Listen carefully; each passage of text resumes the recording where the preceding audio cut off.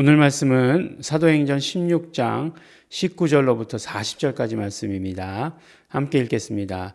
종의 주인들은 자기의 이익의 소망이 끊어진 것을 보고 바울과 실라를 잡아가지고 저자로 관원들에게 끌어갔다가 상관들 앞에 데리고 가서 말하되, 이 사람들이 유대인인데 우리 성을 심히 요란케 하여 로마 사람인 우리가 받지도 못하고 행치도 못할 풍속을 전한다 하거늘, 우리가 일제히 일어나 송사하니 상관들이 옷을 찢어 벗기고 매로 치라 하여 많이 친 후에 옥에 가두고 간수에게 분부하여 든든히 지키라 하니, 그가 이러한 영을 받아 저희를 깊은 옥에 가두고 그 발을 착고에 든든히 채웠더니, 밤중쯤 되어 바울과 실라가 기도하고 하나님을 찬미하며 죄수들이 듣더라.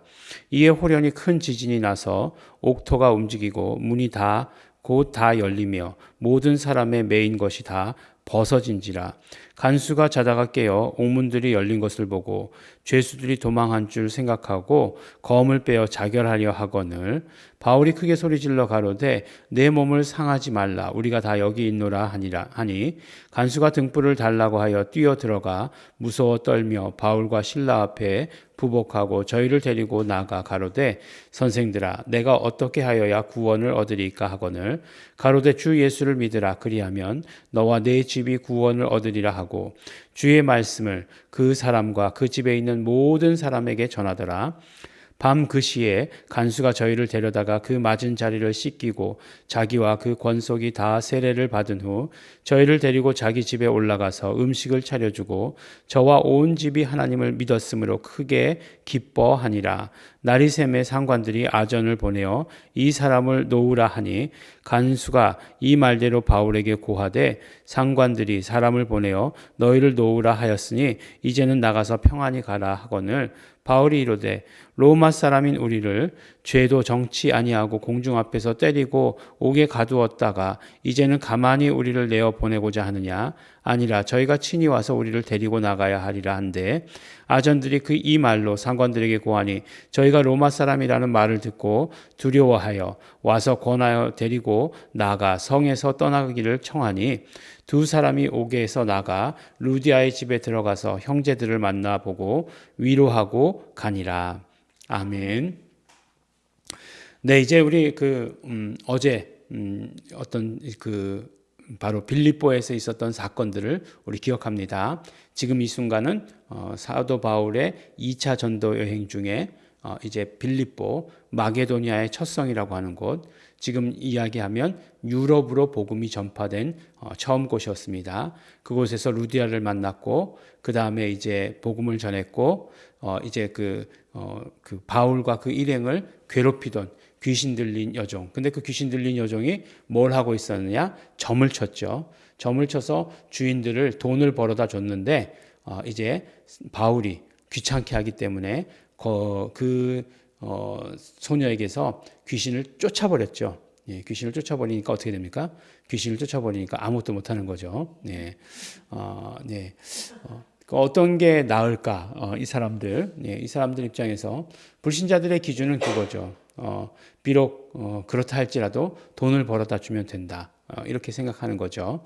그래서 너무너무 이제 약이 오르는 거죠. 귀신을 쫓아버렸으니까. 그래서 이제 그 종의 주인들이 이제 자기의 이익의 소망이 끊어진 것을 보고, 네, 더 이상 점치는 것을 못하니까, 예, 참 그런 거죠. 무당인데 점을 못 치게 됐어요. 아무 쓸모가 없는 것 아니겠습니까? 그러니까 이제 너무 억울한 거예요. 지금까지 쏠쏠하게 돈을 잘 벌었었는데 이 바울 때문에, 예, 이런 것들 때문에 못하니까 이제 이 유대인들이, 예, 우리 로마 사람인 우리는 따를 수도 없는 그런 풍속을 전하고 있다.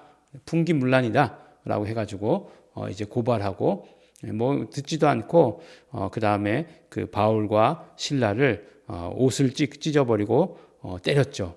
그렇게 한 것을 보게 됩니다. 그리고 나서 이제 옥에 가뒀다는 거예요. 옥에 가뒀습니다.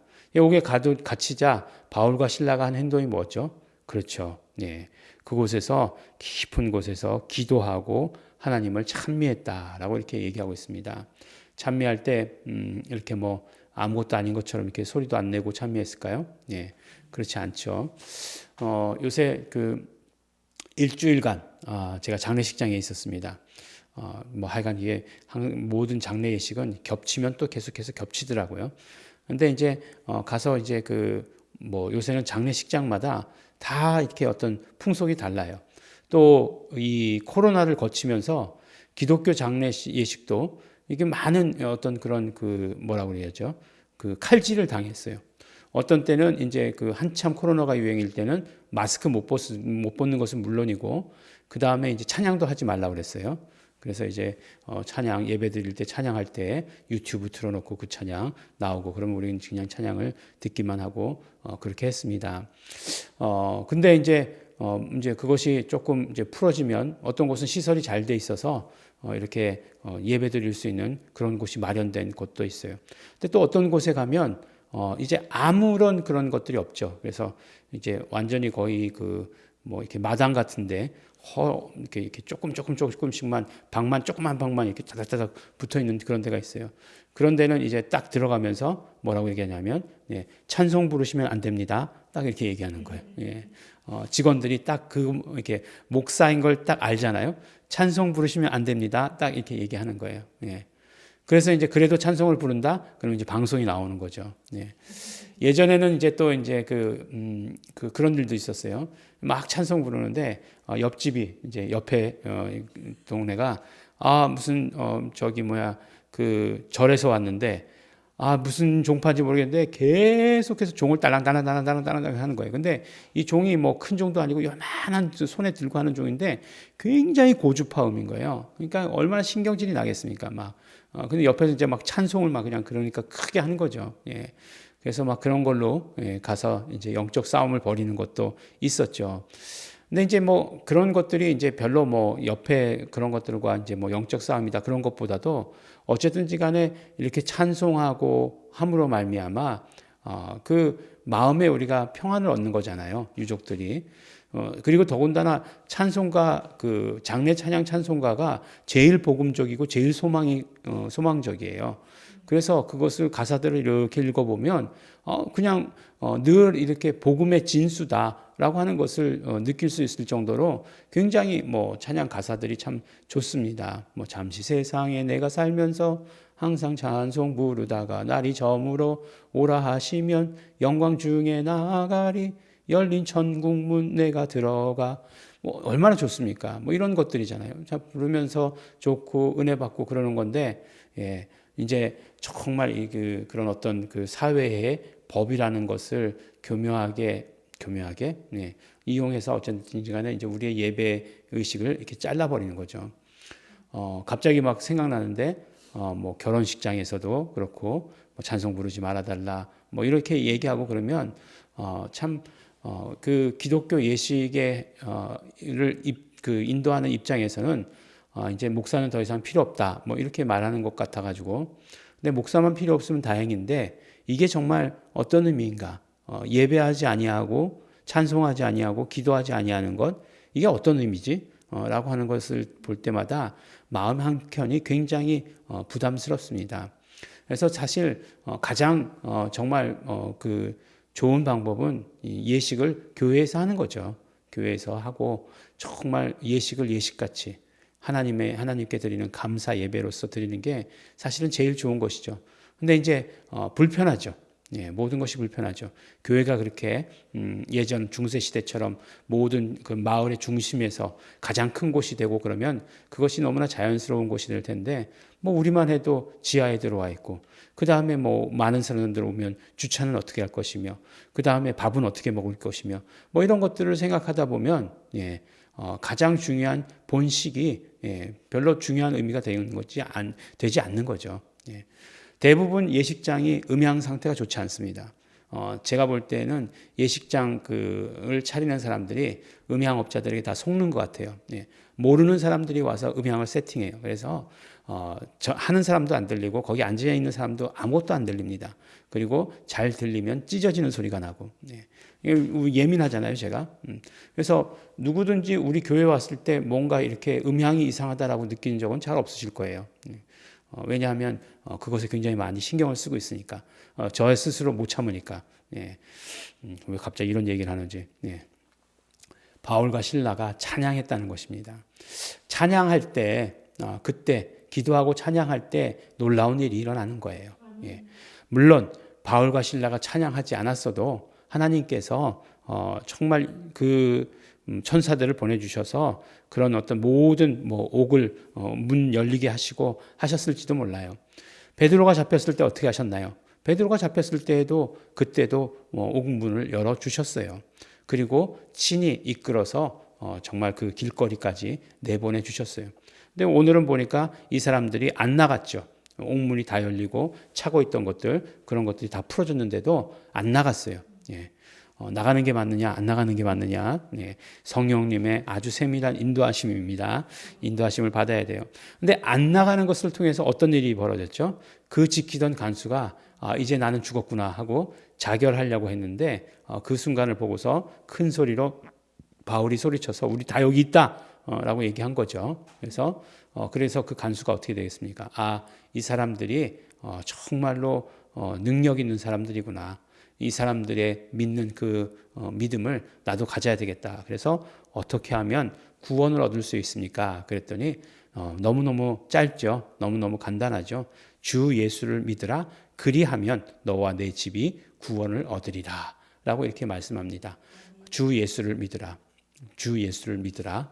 이렇게 말씀하고 있습니다. 우리도 마찬가지예요. 다른 저건 없습니다. 다른 방법 없어요. 어제 귀신을 내쫓을 때 예수 이름으로 명하노니 더러운 귀신아 그러니까 예수 이름으로 내가 네게 명하노니 더러운 귀신아 이 사람에게서 나가라라고 하는 거 이거 공식이다 이렇게 말씀드리지 않았습니까? 마찬가지예요. 변하지 아니하는 공식입니다. 어떻게 하면 구원을 얻을 수 있습니까? 주 예수를 믿으라. 그리하면 너와 내 집이 구원을 얻으리라. 그리고 나서 모든 사람에게 전하고 세례받죠.